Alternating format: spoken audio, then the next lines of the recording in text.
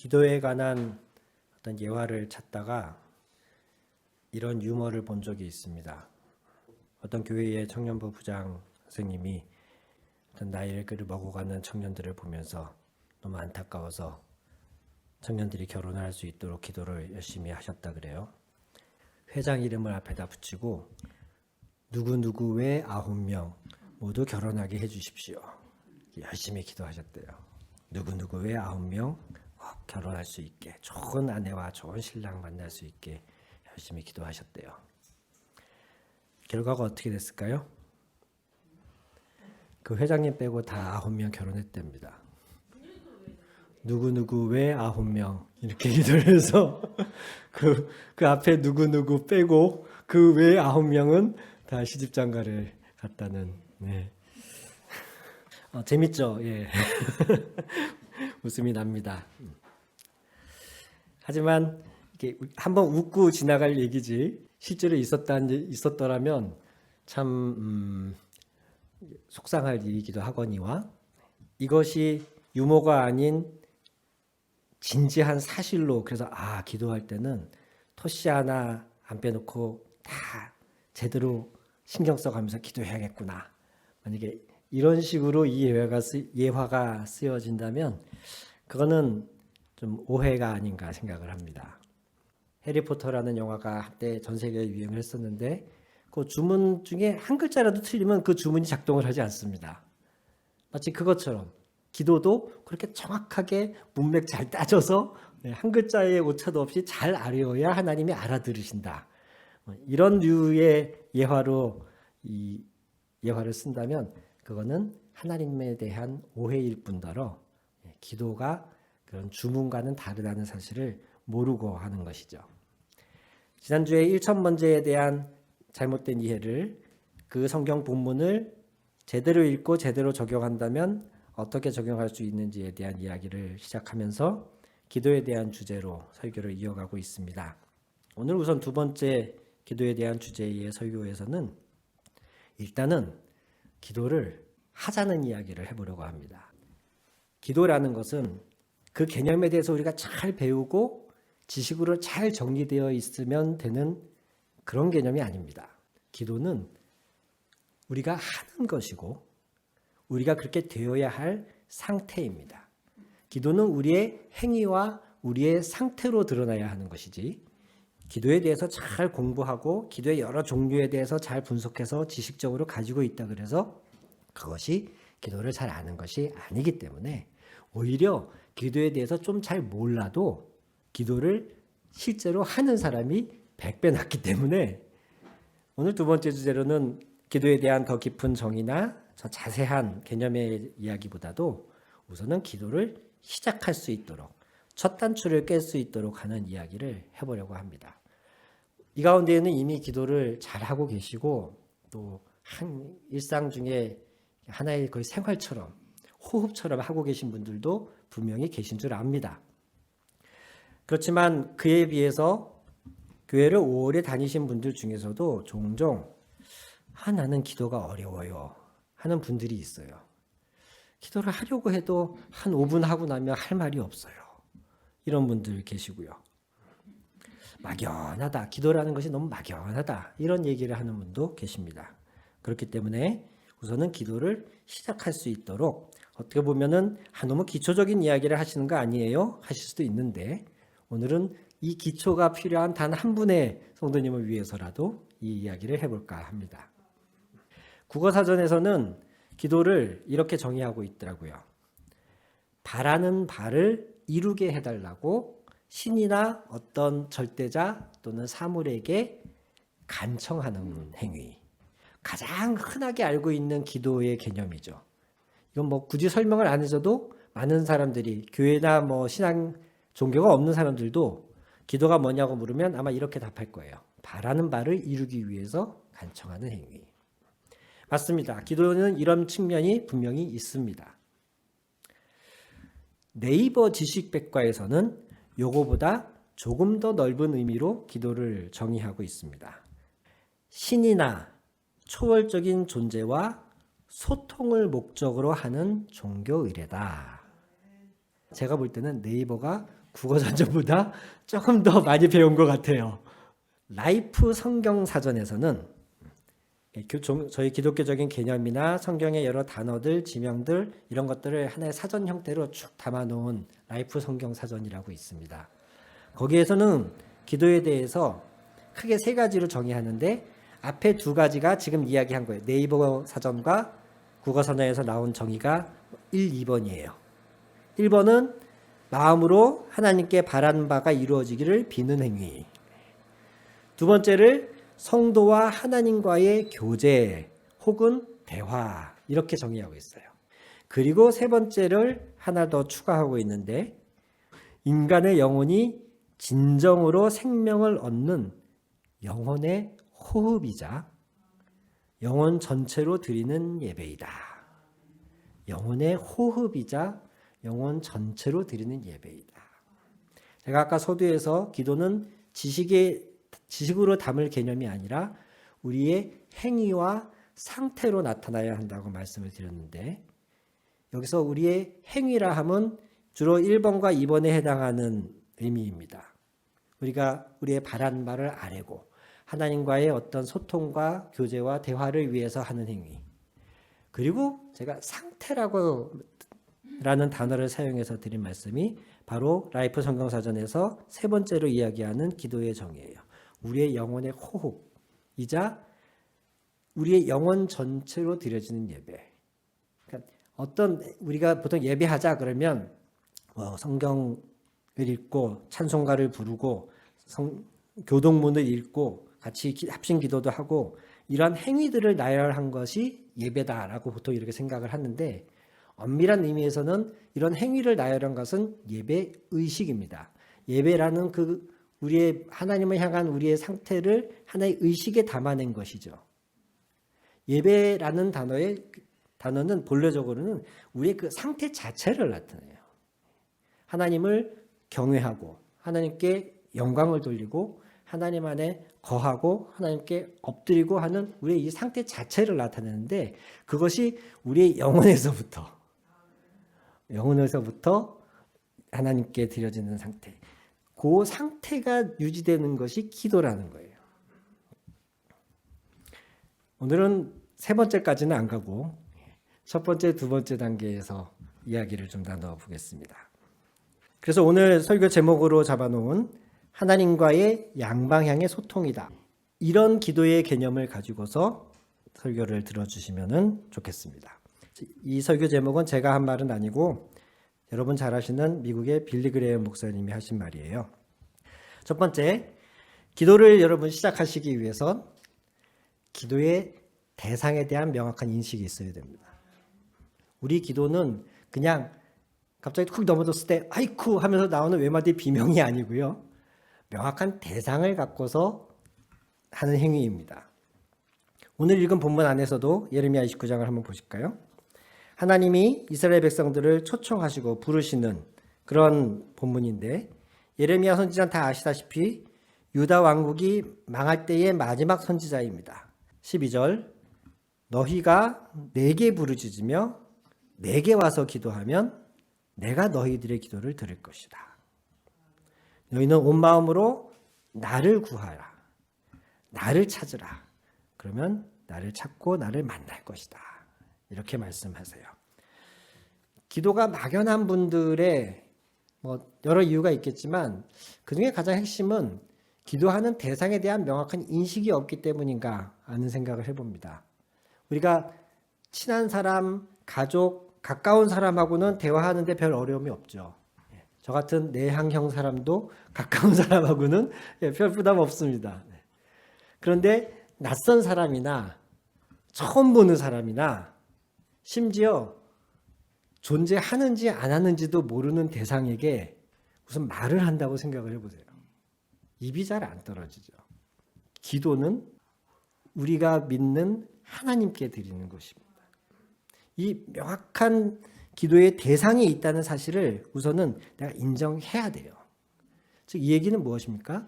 교회를 오래 다니셨어도 하나님을 인정하고 인식하려는 사람이 기도할 수 있는 거예요.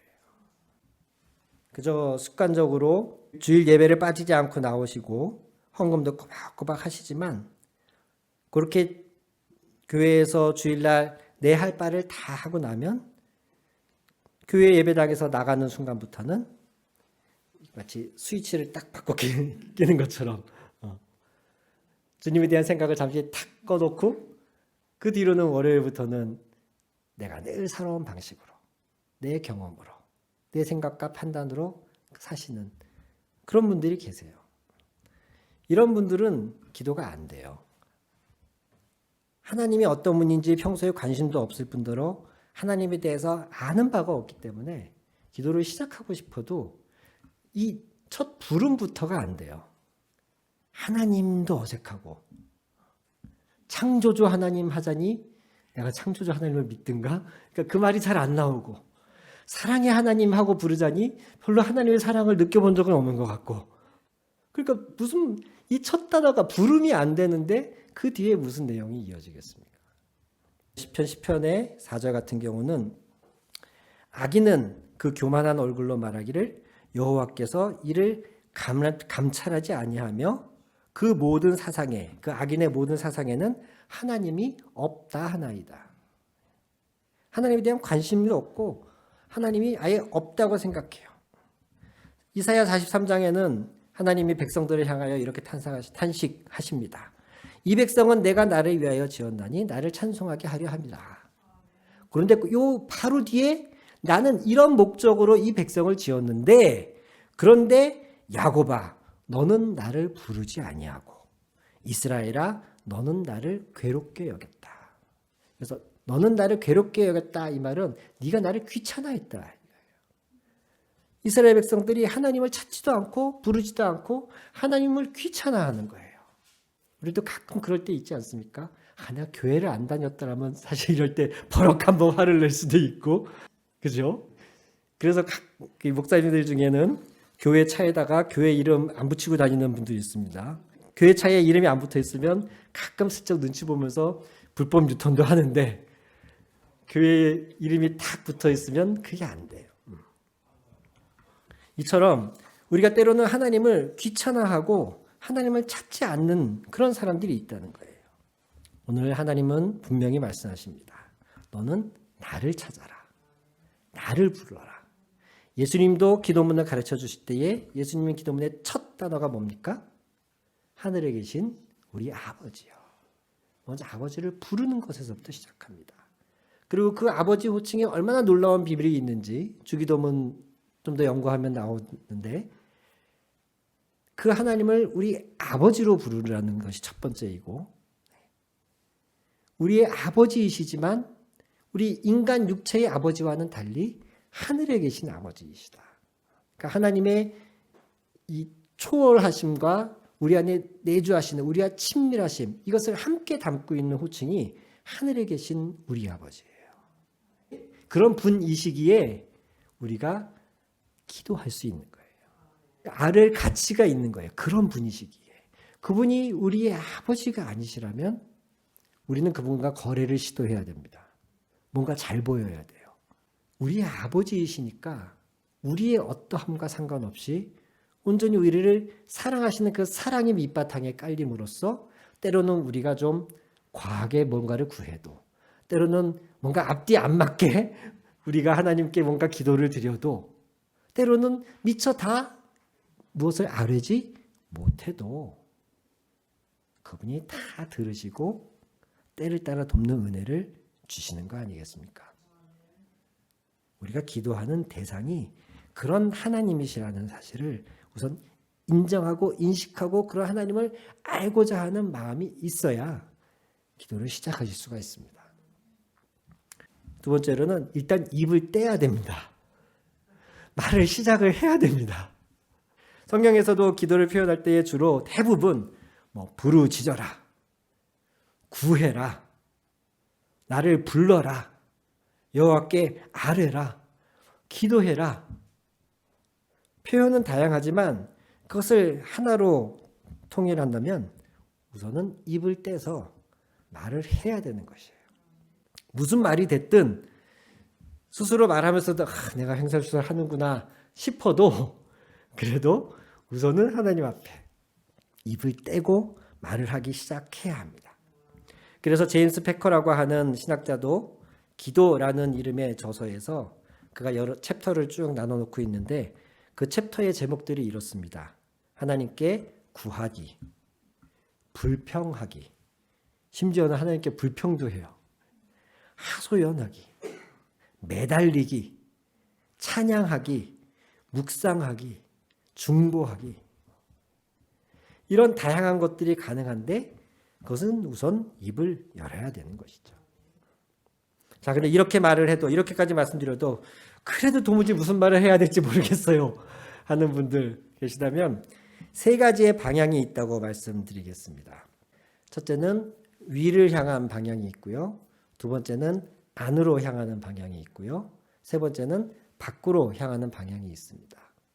하나님 앞에 어쨌든 기도하려고 마음 먹었는데 할 말이 없다면 이 세 가지의 방향에 대해서 뭘 먼저 생각해도 상관없습니다. 가장 바람직하다면 우선은 위로, 즉 하나님을 향한 방향부터 생각하는 것이 가장 좋겠지만 사람 마음이라는 게 그때그때 다르니까 굉장히 힘들고 고통스럽고 어려운 상황에서 기도하러 나왔는데 하나님부터 바라보기 힘들 때도 있잖아요. 그때는 우선 자기 자신을 바라보면서 입을 떼도 좋습니다. 저의 중학교 시절 기도는 주로 그랬던 것 같아요. 저의 중학교 시절 기도는 기도보다는 하소연에 가까웠던 것 같아요. 하나님을 향해서 일단 그럼 고개를 들고 하나님이 어떤 분인가? 하나님이 내게 어떤 일을 행하셨던가? 나에게 하나님은 어떤 분인가? 나는 하나님께 뭘 원하는가? 이렇게 하나님을 향해서 쭉 생각나는 것들을 그냥 말하는 거예요. 하나님이 어떤 분인지 잘 모르겠다? 그럼 그걸 그냥 말하는 겁니다. 하나님, 제가 교회 다닌 지 몇 년이지만 아직도 하나님을 잘 모르겠습니다. 그걸 입을 열어서 말하는 것부터가 기도의 시작이에요. 할 말이 없어요 하고 가만히 있을 게 아니고 할 말이 없어요 하나님 하고 그 말을 시작하는 게 기도의 시작이에요. 그렇게 말하기 시작하다 보면 하나님이 그 기도를 도우시거든요. 그러면서 기도가 할 말들이 이어지는 거예요. 그래서 하나님에 대해서 그렇게 쭉 할 말들을 하고 안으로 나 자신을 향해서 들여다보면서 또 생각나는 것들을 하고 싶은 말들을 하는 거예요. 우선은 나의 감정이나 정서적인 상태들을 말할 수가 있습니다. 이것이 가장 쉽습니다. 근데 그 정서적인 상태나 이 마음들은 주로 어떤 이유 때문에 그 상태가 되기 쉽죠. 좋은 일이 있었든 나쁜 일이 있었든. 그러면 그 좋은 일과 나쁜 일을 또 하나님께 아뢰는 겁니다. 제가 오늘 오다가 접촉사고가 났습니다. 그래서 제가 속이 굉장히 상합니다. 하나님 앞에 오래간만에 마음 먹고 예배당 가서 기도 좀 하려고 했는데 하필 오늘 저도 한 달 전에 이 벤츠를 뒤에서 이렇게 쿵 받고 나서 보니 벤츠더라고요. 그런 일을 그냥 하나님께 말하는 거예요.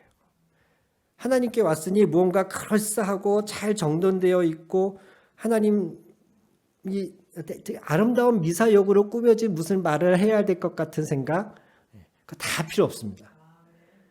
기도는 솔직한 게 제일입니다. 기쁘면 기쁘다, 슬프면 슬프다, 화가 나면 화가 났다. 그냥 나의 그 상태를 있는 그대로 하나님 앞에 하라는 거예요. 그렇게 쭉 이야기를 하다 보면 마찬가지로 성령님이 도우시거든요. 그러면 그 사건을 바라보는 내 시각을 바꿔주실 수도 있고, 아니면은 그 사건이 정말 내가 억울하고 안타까운 상황이라면 내 기도를 들으시고 하나님이 이후의 상황을 바꿔주실 수도 있고, 우선 뭐가 됐든 출발점은 시작은 그걸 하나님께 말하는 거예요. 시시콜콜. 내 안을 들여다보면서 나의 마음의 정서나 처한 상황이나 나의 바람을 하나님께 그냥 쭉 이야기하면 돼요. 세 번째 방향은 밖으로의 방향이죠. 우리 가족, 교회, 우리 나라와의 민족의 상황, 도처에 벌어지고 있는 전쟁들, 이런 것들을 생각을 해보세요. 그런 걸 생각을 하다 보면 어떤 마음이 있지 않습니까? 지금 이스라엘에서 가자 지구에서 일어나는 그 전쟁 소식을 들으면서 전쟁이 일어났구나. 여러분 그러시지 않잖아요. 얼마나 안타까워요. 그 마음을 하나님께 아뢰는 거예요. 그냥 얘기하는 거예요. 하나님, 왜 이런 끔찍한 일이 있는지 모르겠습니다. 그 마음을 그냥 얘기하는 거예요. 교회를 위해서도 가족을 위해서도 어떤 가족이나 친척이 처한 상황들을 생각을 하시고 병원에 누워 계신 가까운 분이 있다면 그분을 떠올리시고 우리나라와 사회의 현재 상황이나 안타까운 부분이 있다면 그것을 생각하면서 그것에 대한 내 마음이나 그것에 대한 하나님의 뜻을 묻는 말을 그냥 입을 열어서 하기 시작하는 거예요. 정할 말이 없으면 지금 그렇다. 하나님 지금 우리나라가 이렇습니다. 지금 가자족에서 전쟁이 이렇게 일어나고 있고 하나님 우크라이나의 전쟁은 지금 점점 세계의 관심사로부터 잊혀져 가면서 그곳에 처해 있는 상황들이 너무 안타까운 상황이 있습니다. 그냥 이런 상황을 줄줄줄 얘기만 해도 돼요. 하나님은 잘 정리되어 있는 잘 쓰여진 논문 같은 기도를 원하시는 게 아닙니다. 그냥 내가 처한 모든 상황에서의 나의 솔직한 마음과 있는 그대로의 나의 반응들을 하나님께 말하면 그것이 곧 기도입니다. 그렇게 하려면 오늘 예레미야 29장에서 말씀하듯이 내가 그렇게 찾고 구하면 그것이 기도는 일방통행이 아니라서 내가 쏜 기도가 하나님이 다 받고 그것이 끝이 아니라 하나님 역시 나의 기도를 들으신 것에 대한 반응을 해주세요. 처음부터 그게 잘 그 반응이 캐치되고 알아들을 수 있기는 쉽지 않지만 자꾸 그 시간이 쌓여가고 경험이 쌓여가다 보면은 마치 처음 본 사람의 음성을 우리가 두 번째 들어서는 분별할 수 없을지라도 같은 사람을 여러 번 만나서 오랫동안 대화하다 보면 사람 많은 곳에서도 그 사람의 소리가 들릴 수 있듯이 하나님의 음성이나 성령의 인도하심이 처음부터는 명확하지 않더라도 이 기도의 시간이 계속 되다 보면 그것이 분별되기 시작해요. 그래서 다시금 말씀드립니다. 분명히 그러한 인도하심과 분별의 시간이 있을 터이니 지금 당장 너무 조급해하지 마시고 일단은 하나님 앞에서 입을 여는 것부터 시작을 하시라고 권면드리겠습니다. 그리고 세 번째로는 잠언 28장 9절에 이렇게 말씀하십니다. 사람이 귀를 돌려 율법을 듣지 아니하면 그의 기도도 가증하니라. 아멘. 사람이 율법, 즉 하나님의 말씀에 귀를 기울이지 않으면 아무리 기도해도 그 기도가 잘못된 기도일 수 있다는 거예요. 지난주에 말씀드렸듯이 기독교의 기도의 최종 목표는 하나님의 뜻과 합하는 거예요. 하나님 마음에 드는 기도를 우리가 스스로 기뻐서 할 수 있게 되는 것이 기독교의 기도의 궁극적인 목표예요. 그러기 위해서 우리는 시작 단계에서는 정말 어린아이 같이 불평을 할 수도 있고 하소연을 할 수도 있고 심지어 다윗 왕은 원수를 죽여달라고도 기도하잖아요. 그런 말 자체를 하는 것은 전혀 문제될 게 없습니다. 하나님께서는 그 모든 걸 다 들으세요. 그런데 기도하는 우리가 늘 그 수준에 머물러 있길 원하지는 않으세요. 기도는 기도대로 열심히 하되 하나님과의 그런 대화와 하나님과의 소통은 우리가 꾸준히 밥 먹듯이 하되 동시에 꼭 같이 가야 될 것이 있는데 그것이 바로 말씀을 알아가는 것입니다. 우리의 귀가 말씀에 늘 열려 있지 않으면 기도의 방향 자체가 잘못될 가능성이 크다는 거예요. 기도에 대한 첫 번째 국어사전의 정의처럼 대부분의 사람들은 기도를 그런 걸로 알아요. 내 바람을 이루기 위해서 간청하는 것. 하나님의 말씀에 기울이지 않으면 아무리 교회를 오래 다니는 사람도 기도의 수준이 늘 거기에 머물러 있을 수밖에 없거든요. 그럼 하나님은 얼마나 때로는 난처하시겠습니까? 우산을 만들어 파는 사람은 늘 비 오게 해달라고 기도할 테고, 근데 추수 때를 앞둔 이 농민들은 비 오면 큰일 납니다 하나님 이렇게 기도를 할 텐데 도대체 하나님은 누구의 기도를 들어주셔야 되냐고요. 내 바람을 이루기 위해 간청하는 것, 이 수준의 기도가 머물러 있으면 그 기도는 자칫 악할 수도 있어요. 무용지물일 뿐 아니라 악한 기도가 될 수도 있다는 거예요. 그러지 않기 위해서 우리는 늘 우리의 귀가 말씀에 열려 있어야 됩니다.